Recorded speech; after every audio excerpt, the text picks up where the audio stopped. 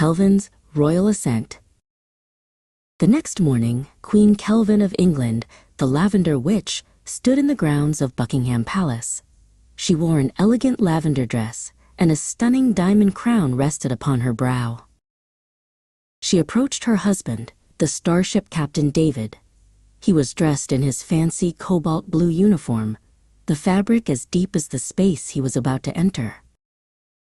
Kelvin kissed him. "Goodbye," she whispered. "Call me in 2 days, darling." David boarded his new cobalt blue frigate. The small, sleek starship lifted silently from the palace lawn, a sapphire teardrop against the morning sky. He was headed for the stars, to his command, the colossal cobalt blue Dominion dreadnought, a vessel of unimaginable power waiting in orbit. Back on Earth, Queen Kelvin walked towards the palace gates. Beyond them, a vast sea of empty trucks filled the space around the Victoria Memorial, thousands of them, waiting. England was in the grip of a food crisis, but the Queen had a solution. She floated into the air, her lavender dress swirling around her. A lavender fog, thick with the scent of magic and abundance, shot from her hands. It billowed outwards, a beautiful, ethereal cloud. The fog enveloped the trucks, and in its wake, magic took hold.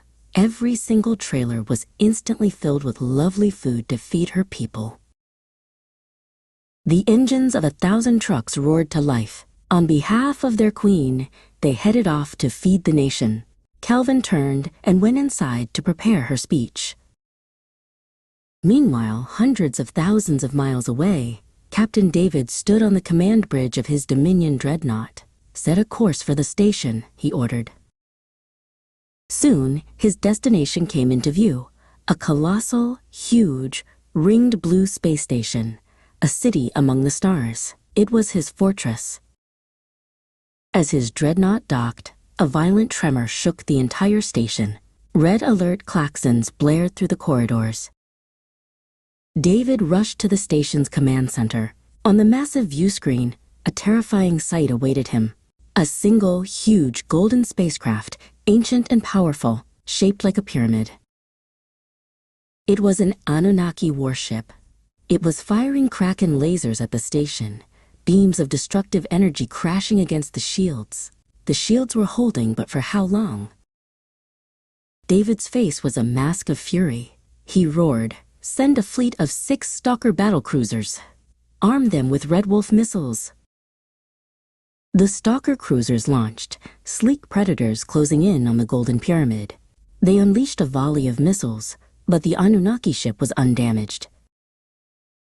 The Anunnaki ship returned fire, not with lasers, but with a single, deadly Kraken missile.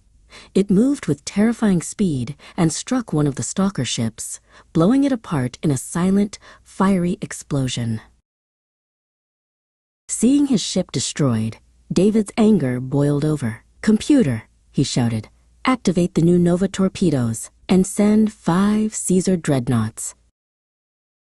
A Nova torpedo launched from the station. It struck the Anunnaki ship, and while the hull was undamaged, its shields flickered and died.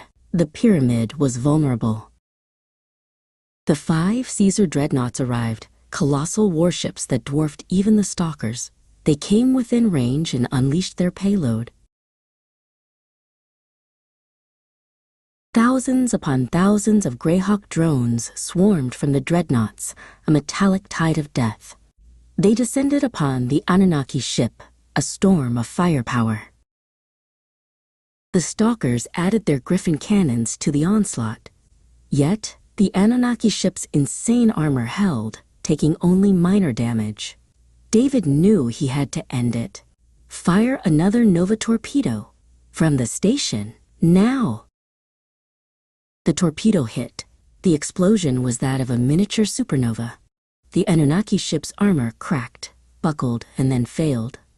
It blew apart into a cloud of glittering golden bits.